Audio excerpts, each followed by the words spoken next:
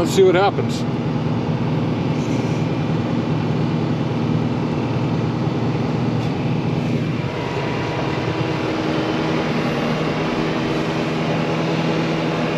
She looks pretty springy. She might take a few applications, or I might just have to keep that side up.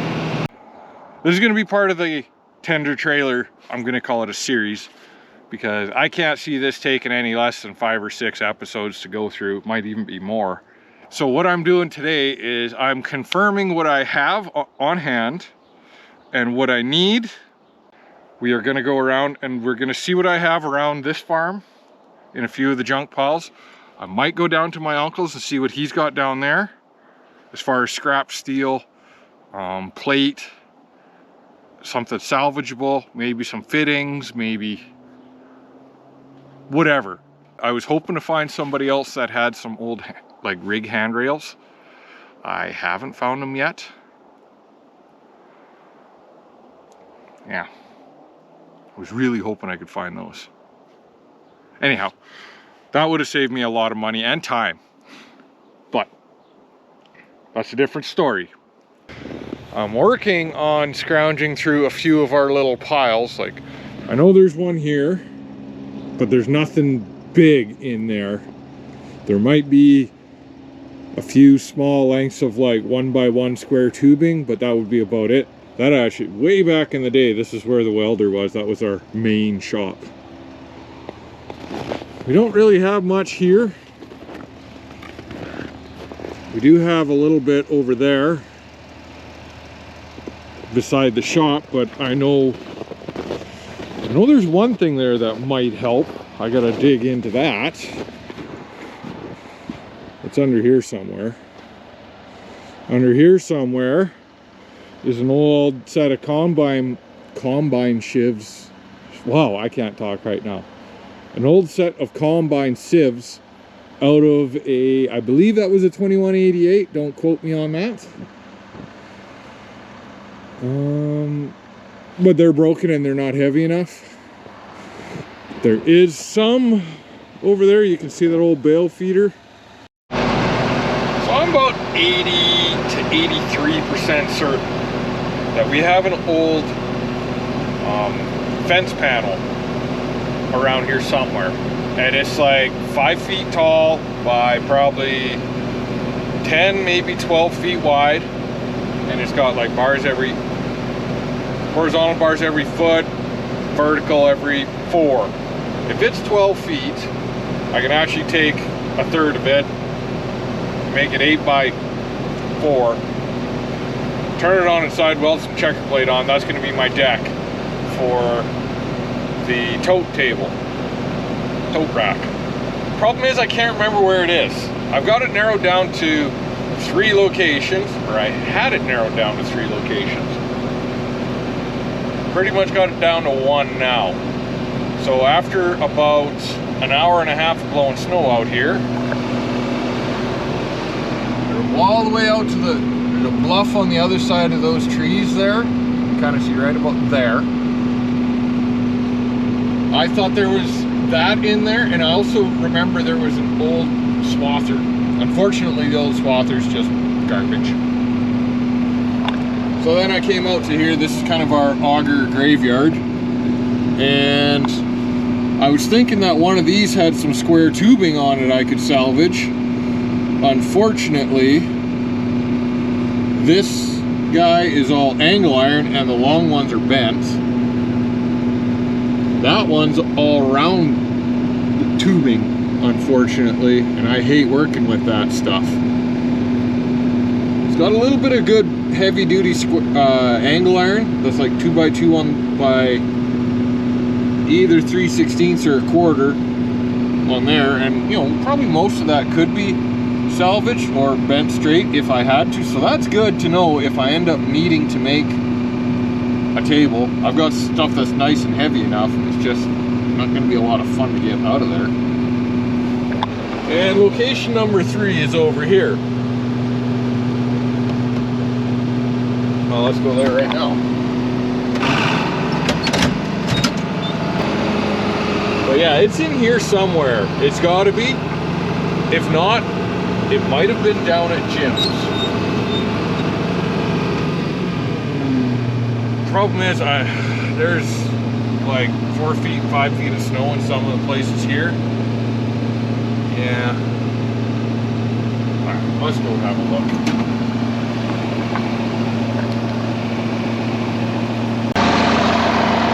So of course, the year that we've had the most snow in 10 years is the year I decided, well, of course it's the same year that steel's at a record price. Ooh. And so I'm out salvaging for projects. Yeah. This time last year I could have told you what was here, because I could have seen it.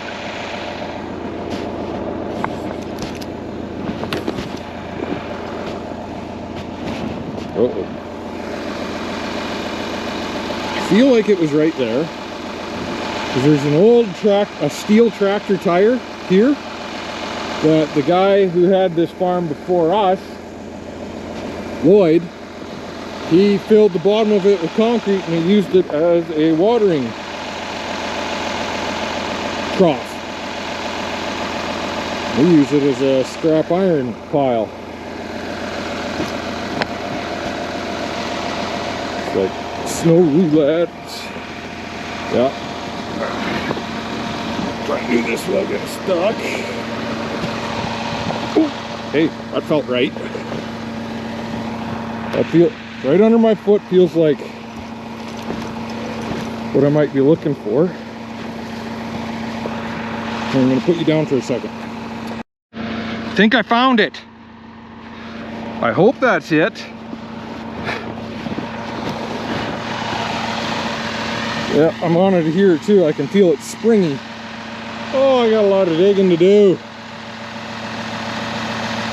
Because I don't want to bend it too much either. Oh shit.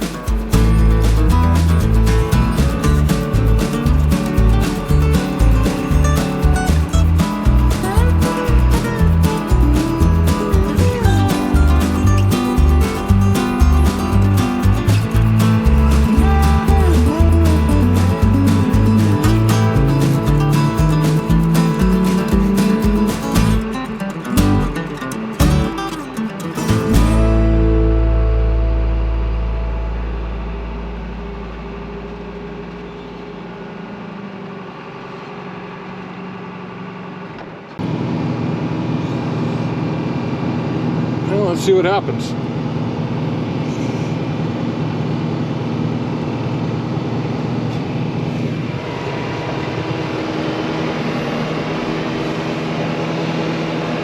She looks pretty springy. She might take a few applications, or I might just have to keep that side up.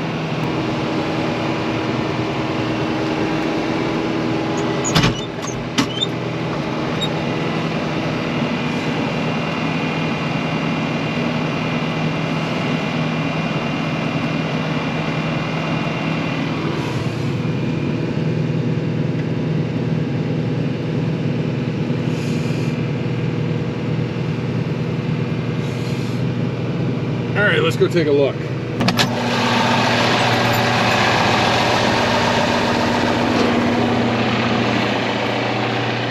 Ooh, I would say that's pretty positive results. I should have did this first, but it was probably about 8-9 inches in the middle here, bowed out.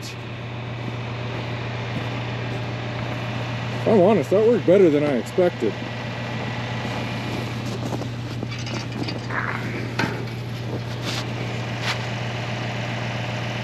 Definitely still a bit there, but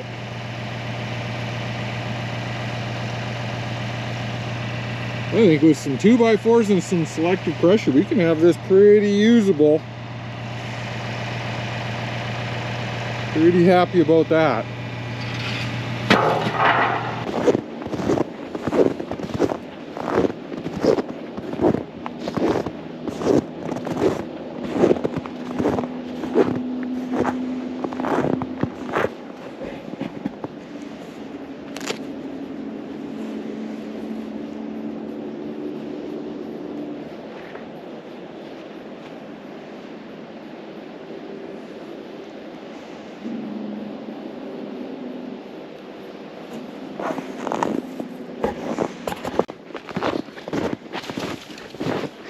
You can tell it's been a pretty harsh winter because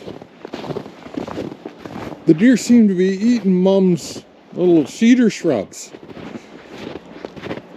They don't really care about being up on the deck either.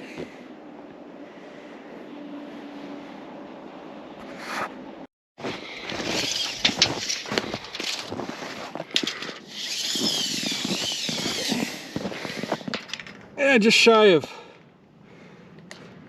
10 feet by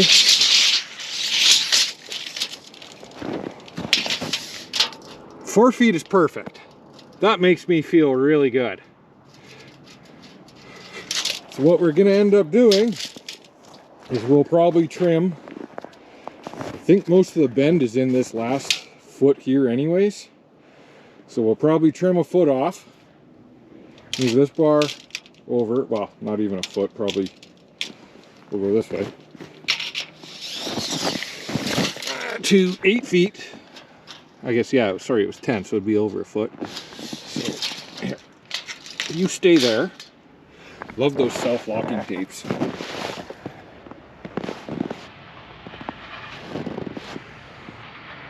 There's Brody. Anyways, so if we cut her to 8, or might need a little more. I think it's 104 inches is actually what I need it to be.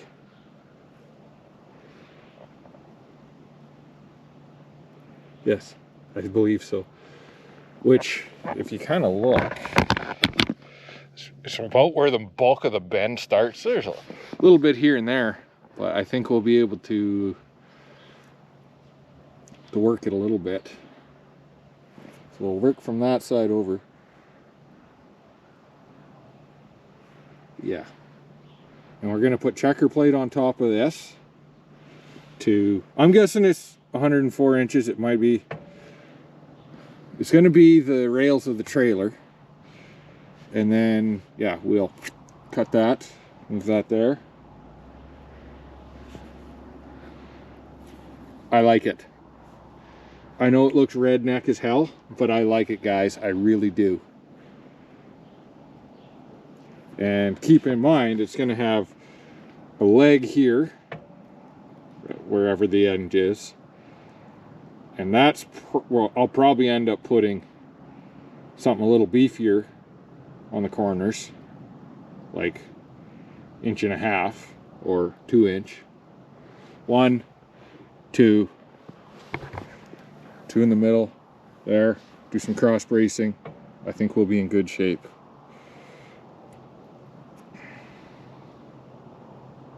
I like it. I hate to say it, but I like it. I'm happy. That's going to save a lot of time. And, you know, we might get a little more precise on some bending. I'll take it to my brother's shop where we have some good stuff for bending.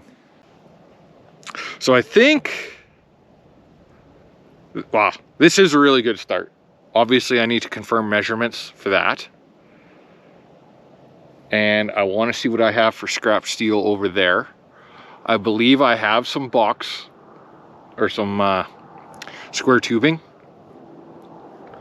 in this old rack thing. I don't know what the wall thickness is. I would want probably at least 3/16. Yeah, I'm gonna go see what I can get into there.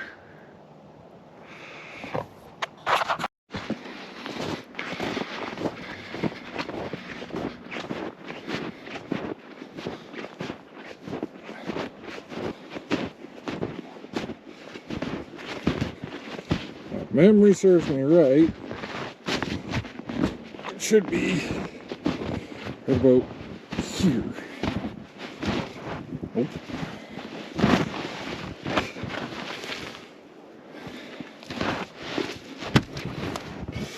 Guess I'm gonna have to. Oop, I think I felt it. Oh, just a chunk of wood. Oh, I guess I gotta dig here. Shitty. Well, I was wrong. The whole thing's made out of round bar, except there's like a couple little chunks of square tubing, not much.